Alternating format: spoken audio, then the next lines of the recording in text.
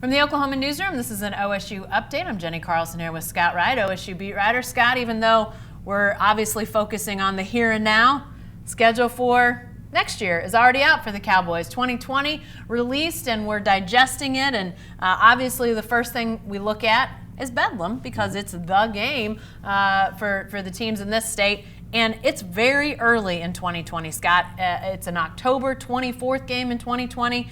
We haven't seen a non-November or December game for Bedlam since 2004. What's the significance of that in your mind? Anything? Well, it absolutely could be, because it could be a big swing game for either team. Obviously, it's a game that Oklahoma State is looking forward to for a lot of different reasons, but to have it that early is a really unique setting for them, because they're going to have just a few games to build up. You know, you hope you're still healthy at that point, and going down to Norman has been it's been a really good battle in Norman here in the last few years. So that's a good setting for Oklahoma State if they're going to be making some progress and moving forward with Spencer Sanders as a quarterback, to really show where they stand a little bit earlier in the year, rather than having to wait till the final game to find out kind of where they stand in against the Big 12's best. Yeah, and by the way, not even the last weekend in October for that game. It's not been since '98 that it was that next to last weekend in October. So definitely an early matchup for the Cowboys and the Sooners. As we look at the schedule in total, only one off week. We'll talk about that in a second. But as has become almost tradition for the Cowboys in recent years, opening at home and opening on a Thursday, Scott. They are going to have, or I'm sorry, no, yeah, Thursday. I, like I said, I'm still processing. But Oregon State comes to Stillwater to open, and Mike Gundy really likes pushing that Labor Day weekend game back if he can. Yeah, he really does, because it gives them that long week then afterwards. So they have, this season they opened at Oregon State on a Friday night, and then had an extra day to recuperate. This way, with the Thursday game, they've got even longer to process all the information that they learned from the opener and digest it and move forward into the rest of their regular season. So probably if he could, he'd probably even get that second game moved up to a Friday and have those staggered even more. So Gundy really likes the idea of doing that early.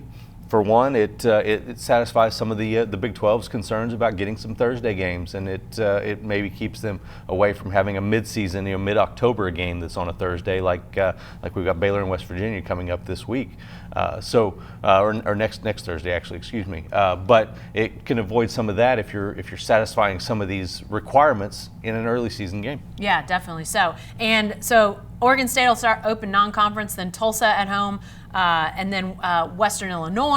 Then an off week. There's only one off week in the schedule next year, Scott, and that means all your Big 12 games in consecutive weeks.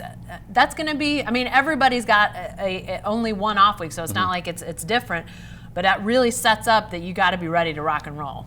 Yeah, it's a little bit tricky to have it after just 3 weeks. It's maybe a little earlier than ideal.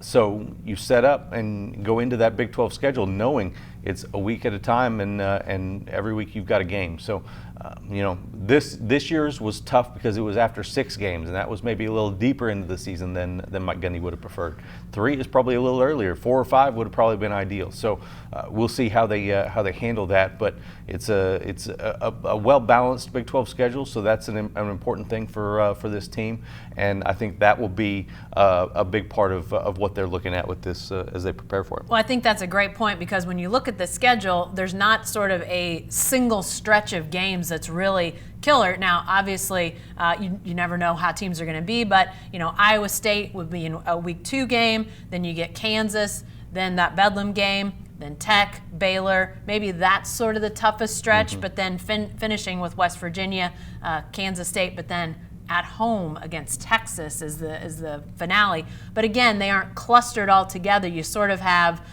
some possible winnable games in between those games that are maybe going to be a little more difficult. It's not a terrible schedule for the Cowboys, it doesn't seem like. No, it's really not. You still have that game at the end of the year that's dangling there in that Bedlam spot with the Texas game back in Stillwater.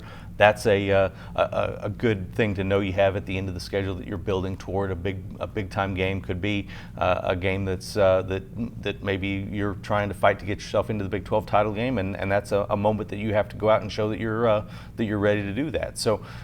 There are a lot of good qualities to this schedule that will allow Oklahoma State to build some confidence and try to maintain it going into Big 12 play, and then try to ride that wave that Big 12 play provides, and see if you can come out with some wins and stack up some wins and get going forward with some progress. I know a lot of Cowboy fans very interested in homecoming. That is October 31st. It's a Halloween homecoming, and that'll be against Texas Tech. I know a lot of Cowboy fans want to know about that. Be sure to stay with the best coverage team anywhere at Oklahoman.com and every day in the Oklahoman.